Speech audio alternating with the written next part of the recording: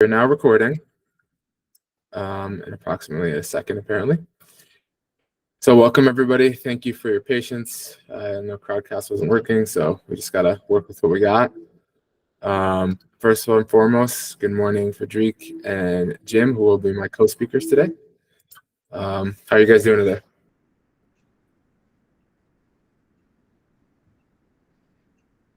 Pretty awesome. Pretty awesome, Mike. Thank you for preparing all this, and thank you for being so quick at providing the alternative. I'm hoping everybody has been able to migrate to this space, and yeah, looking forward to hear all your inputs. What's up, Jim? Yeah, I'm not a lot up really. Yeah, I'm good, thank you. Pleased to be here. All right, so I'm going to get started because I think Google Meets has a time cap if we don't have like the expanded version. So I'm going to keep my part short. Let me just go ahead and get my slides up really quick. And then we'll move on to Jim or Frederic, whoever wants to present whatever order they want. And we'll go from there. So first and foremost, can everybody see my slides? Oops. All right. Can everybody see my slides? Yep. Okay, great. I'm going to go ahead and turn this into a slideshow really quick. So good morning. This is going to be a super special story time with Alpha. I'm going to be talking about a couple things, but for our agenda today, this is our outline. So I'm going to talk about SMART goals and how to help achieve the things that you want to do for the Subspace program. Jim is going to be talking about, well, don't worry about that right now, but basically Jim's going to be talking about the Subspace Labs foundations and tokens, I believe. And then we're going to talk about increased focus and use of the forum specifically related to ambassador governments and initiatives and ideas. So what are SMART goals? What's the point of them? You know, what do they even really mean? SMART goals help basically advance your vision. So everybody, long story short, has a vision. Sometimes it's going to come from your leads. Sometimes it can come from the Subspace Foundation. You can have your own vision if you'd like. But at the end of the day, you're just looking at a big picture. Like, I want to make Subspace the best blockchain or the best protocol in its space, right? So that would be a big vision. But the problem with that is that it's very difficult to pin that down. How do you start? Where do you go, right? So the way that I do things is, for me, I do SMART goals. So SMART goals are just an acronym for: is it specific? Is it measurable? Is it attainable in a realistic time frame? So when you say that you want to make a change or make a difference in the program, right, instead of saying I want to improve the onboarding process, I want to be very specific about it. So I'll give you an example at the end of this, but I'm going to tell it in a story format to hopefully make this a little bit easier, and then we'll give an example, right? So this is going to be, let's say, Jeremiah, the space astronaut. And Jeremiah, he wants to explore all these worlds, right? And that's his goal. That's his vision. I want to explore all these worlds. But that's huge, right? I mean, look how little he is and look how much he has to gain, right? So what's he going to do? How is he going to do it? So Jeremiah, he decides, I'm going to make a goal. I'm going to make a plan. And my plan is I'm just going to chip away at my vision. And my vision is to explore all these worlds. And to do that, I need to find a way to speed it up. So I'm going to do it by improving my communications. I'm going to build a radio in a month, and that radio is going to be able to communicate up to 100 miles, and I'm going to be able to do it both ways with other people. And that way I can split up how much we're exploring, and it could be faster. So Jeremiah gets his friend involved, Nazar. So Jeremiah and Nazar decide they're going to be able to build this, and they set out their SMART goals. You know, we want to build a radio in a month that can communicate both ways up to 100 miles. And they feel like it's attainable because they've done something similar in the past. And they know it's measurable because they just said they want to be able to talk to 2 people up to 100 miles. So they can know that they're getting it right. Right. So why would we do this, and why is this important? Because that seems like you're just chipping away at a very little small thing, you know, the goal of exploring all these worlds. But when you have multiple people doing SMART goals, like Frederick's over here, Frederick decided he wanted to build a vehicle so he can connect with people easier and move around faster. And then you have Jim over here, and Jim decided that he wanted to build a protocol that's going to help explain how to start up your nodes faster, because that'll help run all the data faster or whatever, you know. And when everybody does something that's chipping away that you can do easily and measure it, that's how we get to the vision that we like, right? That's how you're going to make it easier for you to see progress and to feel like you're actually making a difference, not just taking on a huge task that you're not going to finish and then you're going to get discouraged. So I'm going to give you an example, and then this will be the end of my slides. So my vision for onboarding ambassadors is basically this, is to provide newly onboarded ambassadors with the knowledge, skills, and abilities they need to contribute to the Subspace ecosystem in a meaningful way, right? So my SMART goals to achieve that would be this. I want to teach at least 75% of ambassadors how to use the SMART goal by December 2023, right? It's measurable. I know how many ambassadors there are, so I just have to divide that by the 75% to get the number that I want to interact with. Right now, I have 17 ambassadors in here and team members, and we have about 51 ambassadors, I believe. So I'm pretty close to chipping away a big chunk of that goal already. I can also make sure that I post it on Discord in the forum so that it's viewed, and I can track the viewings specifically on the forums of who's seen it. It's attainable. We have all hands. We have multiple times when we meet together, and I know that I can push this out, and it's in a realistic time frame. I think that I can do it in less than a month, but just in case something happens or you know, times get busy, we have other meetings, I think it's realistic for me to do that in about 2 months.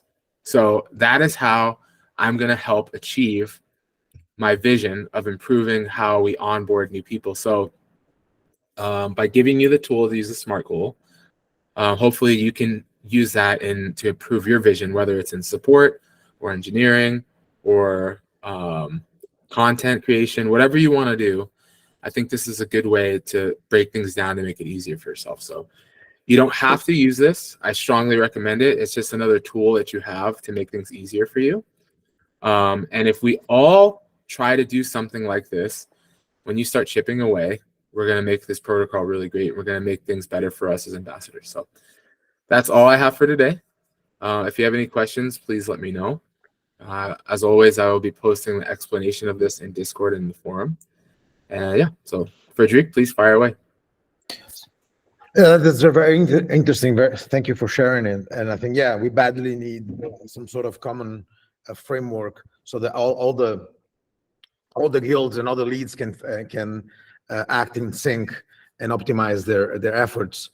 I was wondering, is there some sort of dashboard or any specific tool that you use to put that into practice?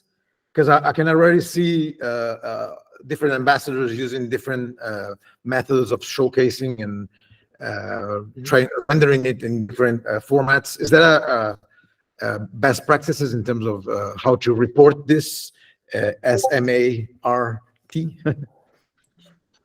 Well, I would say that usually the best practice is just to talk to your leads. The people, like whoever is setting your vision, whether it be you or it's Jim or Frederic or it's the support lead or the content lead, you know, you guys want to come together and have a meeting and say, this is what we would like to do.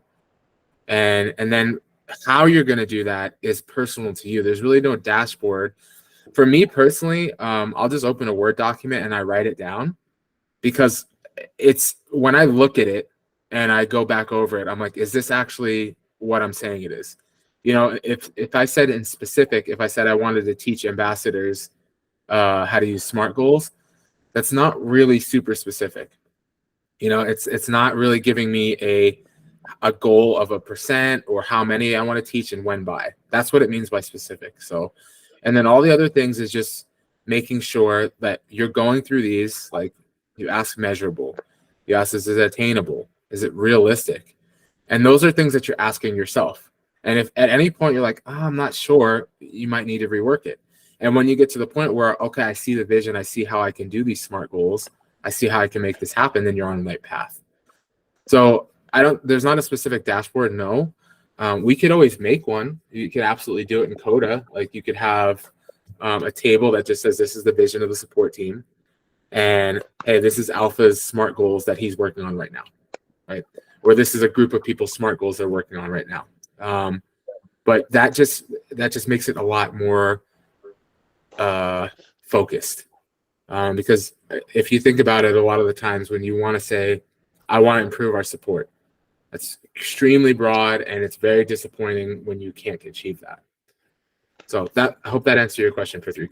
Yeah. Perhaps I was daydreaming because when I first heard about this concept, I imagined a place like Coda. I mean, a simple dashboard when any ambassador could just take a glance and see what the other guilds are working on, which are their specific targets, and their roadmap, what they expect to achieve in the short term, and how does reverberate in the long term, all within an eagle-eye view of everything. And perhaps it's not that complex. Perhaps it's just a matter of chart it somehow. But no, yeah, that's how I imagine it. I think that's a great idea. I'm a big fan of organization, which is why I have SMART goals here. This is why I do this in my life. And being able to see what people are working on, being communicative, being effectively connected to the project and what's going on is really important. I think that's going to start with our leads. Our leads need to come up with a vision for what they're looking for. That's the reason we're leads in the first place. And then you're going to have a meeting with all the members of your team that would like to contribute. I mean, Jonathan, if you think about the way he's doing things, he kind of has things worked out in a way. But yeah, I think at a glance, looking at things like what's being worked on and stuff like that would be great. And we can build that Coda page.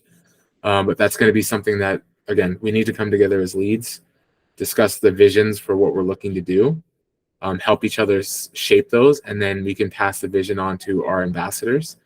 And our ambassadors can use the SMART goals to achieve the vision. However they want to do it. It might be a way that they're passionate about it. But that usually gives people a lot more freedom, but also it gives them structure to do it. So I think we should absolutely try that, and we can work on that on our next lead meeting if you'd like. Sure. Yeah. Looks good. If everybody agrees. Yeah, so if anybody has any feedback or you think it's a different way, please, I know everybody has different language barriers sometimes. But if you're not comfortable talking, please just type it in the chat and we'll read it. Okay, so otherwise, Frederic or Jim, would you like to go next? Yeah, Jim, may I? Do you want to start? I don't mind. It's going to be a tough follow after Mike's story time. Yeah, to be honest. I'll just give it an introduction. So another very interesting notion Mike and I have been discussing, and it's relevant across the board, is how to make the information on Coda more palatable, more accessible, and updated, and easily accessible and easily understandable, intelligible. And one of the initiatives that we might be carrying on is create some sort of a FAQ in which we ask ourselves simple questions, and even if the answer is complex, try to break it down into clear formulas or clear renditions of how to respond this, so that everybody's on the same page, especially considering very sensitive and rather complex issues like token allocation and so on, which have different viewpoints according to your inclination or to which point you're more interested in. So that's another initiative that, just like the SMART goals, they aim to make the information more accessible and improve our data set.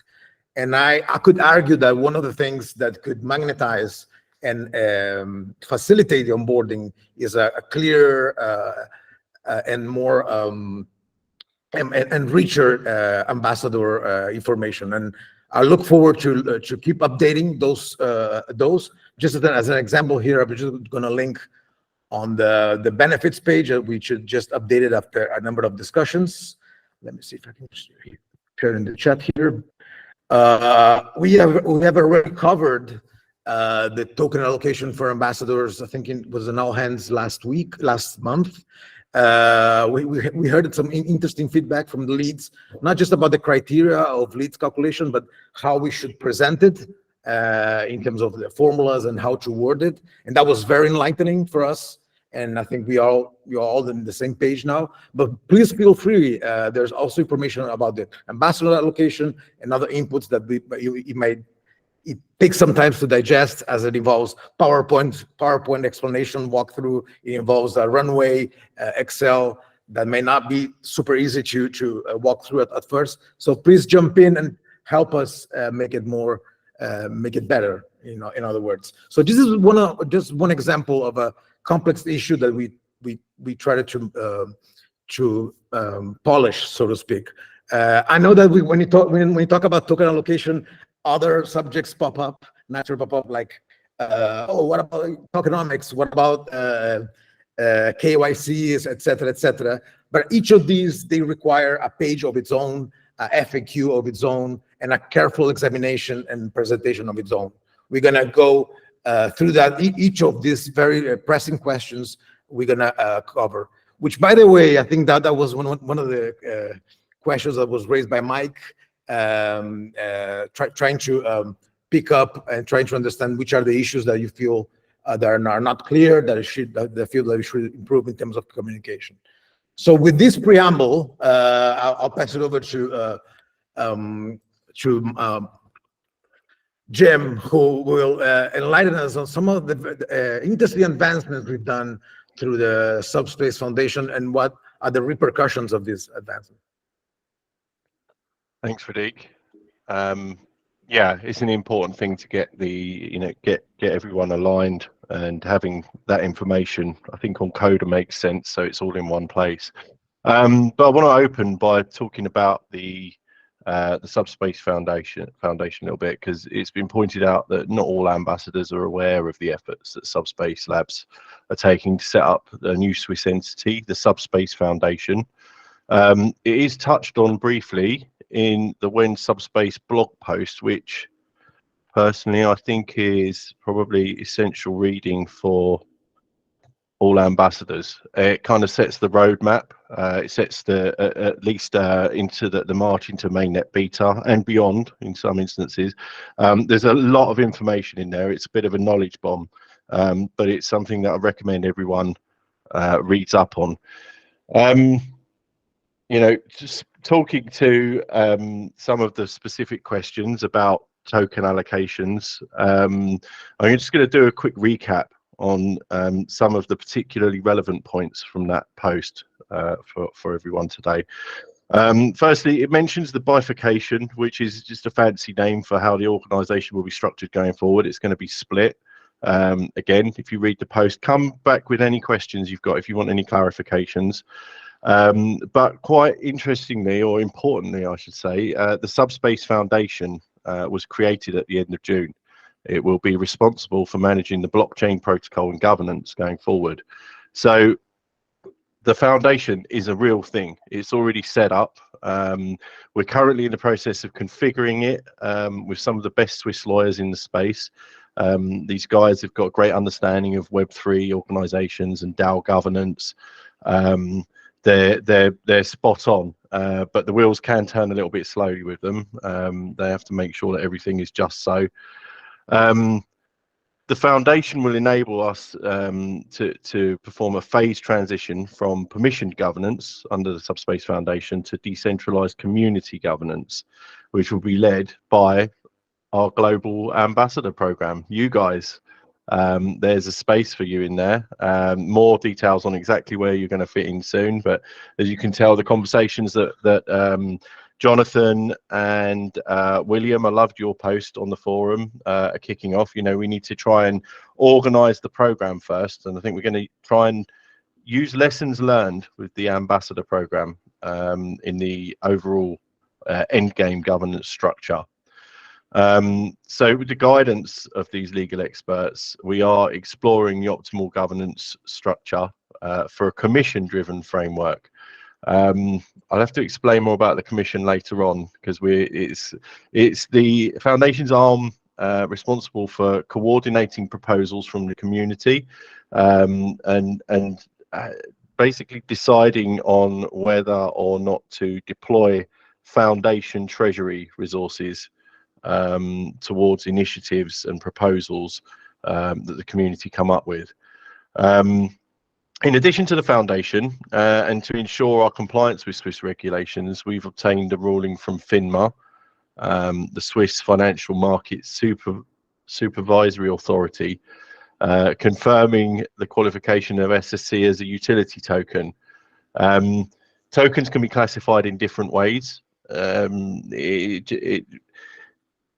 a big implication about how you are qualified, what flavor of token you're ruled as, depending on, and that impacts how Subspace would have to behave going forward.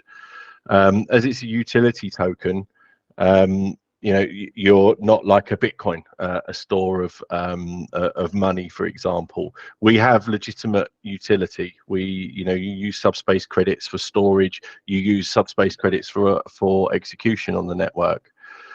The foundation is also the entity that ambassadors will need to enter into an agreement with regarding their compensation. Okay, so this is where it gets quite interesting. Swiss entities are not bound by the same laws as US ones are. And I know that there's been a very specific question asked, which I want to acknowledge. So based on what Subspace Labs and Subspace Foundation currently know, if they were to release tokens today, would they distribute them to every nationality? Now, I can't speak on behalf of the foundation at the moment. We're pushing the lawyers to give us some verbiage that we can release. Based on what I know, and I have to caveat that this is my understanding, which may be different to the lawyer's understanding.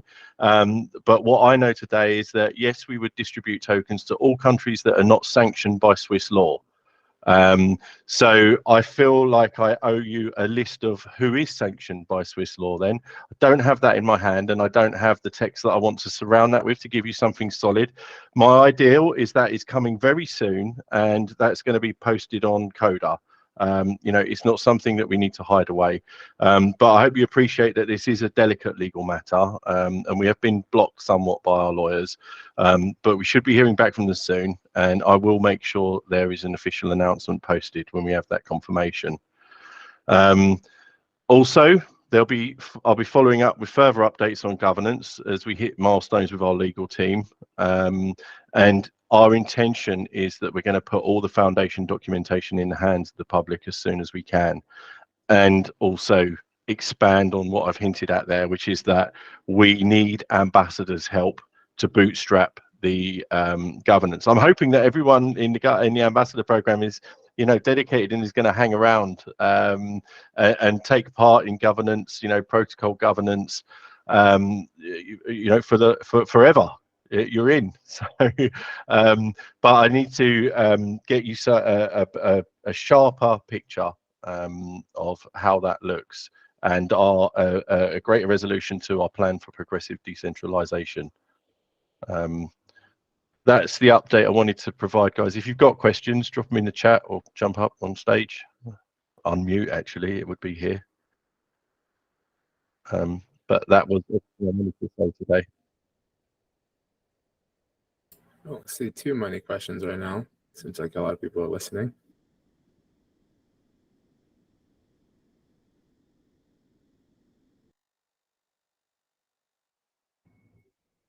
Okay, no questions. Is either super clear or super unclear. I hope we managed to convey the message across. Yeah, I mean, I think so. So just in summary, if I want to see if I understand this. Subspace Foundation has been established in Switzerland, and this happened not just super recently, but it has happened a bit ago. You're looking for ambassadors to help bootstrap our governance, because Subspace Foundation is going to be moving towards having a legitimately decentralized governance structure to help run it, I suppose. Right now, we're just waiting on legal wording from lawyers to make sure that basically a promise isn't made that can't be given. As soon as you get that, that'll be posted on Coda with a list of all the countries that are. Did you say, was the wording Swiss sanctioned? Sanctioned by the Swiss law, yeah. Sanctioned by the Swiss law.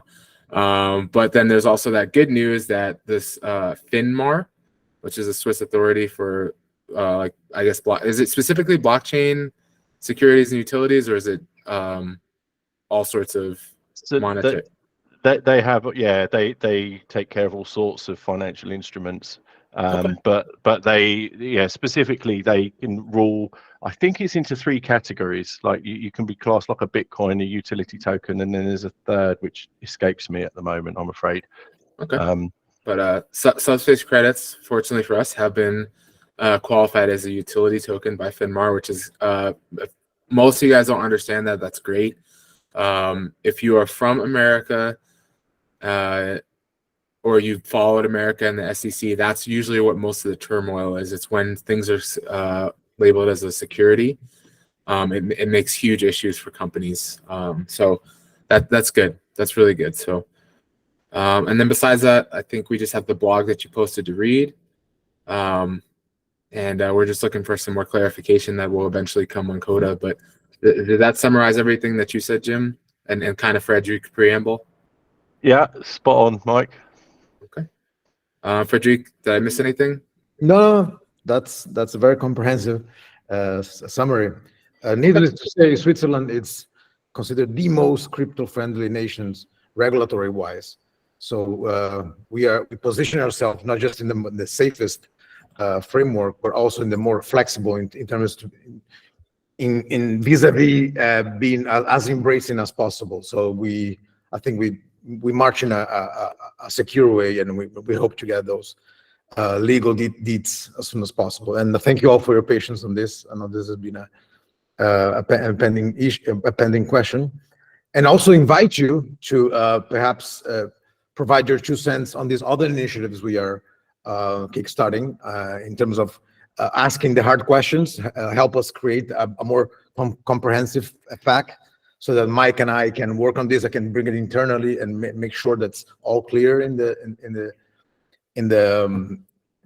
page, and put into action this very interesting smart framework, which ideally, and I look forward to speak to lead ambassadors on this, we could somehow chart it so everybody knows. Whoever, if we onboard another cohort this month, they can walk in and see, oh, this is what everybody's doing, this is what they expect to achieve. That's so clear, so I can either add to that or come up with a new idea to enrich it. I really, this is a group effort, and if you guys have any feedback on this, on any topics you think we should prioritize, we're more than welcome to hear your thoughts and questions, of course. And if I may, I don't want to be too talkative. I want to really share my appreciation for all of those who are contributing to some of the very thoughtful topics that Jonathan is raising on the governance guild. I know many of them can seem controversial, or they deserve more an expansion, diving deep into detail. I've seen so much contributions on forum, and I really want to express my gratitude for that, especially as we aim to make it public. We have nothing to hide in terms of self-governance. So the more you contribute on forum, which is our platform, which is public to everyone, the better, since our ambassador channels are more for inside interchanges. So thank you all very much. Okay, that's all I had to say. Yeah, so I don't have anything else either. Just, from my end, like I said, I'm going to talk to the ambassadors, let them have a specific vision. And then if everybody can just keep in mind what SMART goals are, try to use them to fulfill that vision. And it doesn't always have to be some sort of crazy project. You can have a SMART goal of wanting to reach out on Discord to support the community members once a day. And you want to make sure that you reach out to at least, who knows, 10 community members every week or 2 weeks, just whatever you could do that's going to be attainable for you and consistent. That's really what we want to do, because if one person helps one a day and we end up having 100 ambassadors and everybody does, or even half of them do the same thing, then you have a lot more people answering questions, being active. And it's really not a huge drain on your time. If you're only checking once or twice a day, but with 50 people doing that, that makes a big difference. So that's how SMART goals come into play. It doesn't have to be some project where you're creating a YouTube channel or a guide or anything like that. But if that's what you're passionate about and that's what you want to do, please do it. So we'll have more for that coming up again. We will revisit this. It'll be posted on Coda once we have a format that we can have a vision and then SMART goals. So yeah, that's all I have for today. Jim? That's it, really. Just wanted to say, I'm really enjoying the thoughtful discourse that's going on in our forum about ambassador program governance. It's confusing, but we've got program governance and then we've got foundation governance coming. But yeah, I'd love to see, everyone's opinion. This is your chance to shape the future of the program. So yeah, I encourage everyone to jump in and provide your insights and thoughts. But yeah, that's me. Thanks, everyone. Great. All right. Well, with that being said, we don't have any comments in the chat. I'm going to post the summary as always. As soon as the video finishes rendering, I will pass it over to Frederic. And then we'll eventually get it up onto YouTube. So if at any time you were like, oh man, I wish I would have asked that question, please just ask one of us. And we can probably get you an answer. Sometimes you think of things after. But we hope everybody has a great day, and thank you for coming and thank you for your time.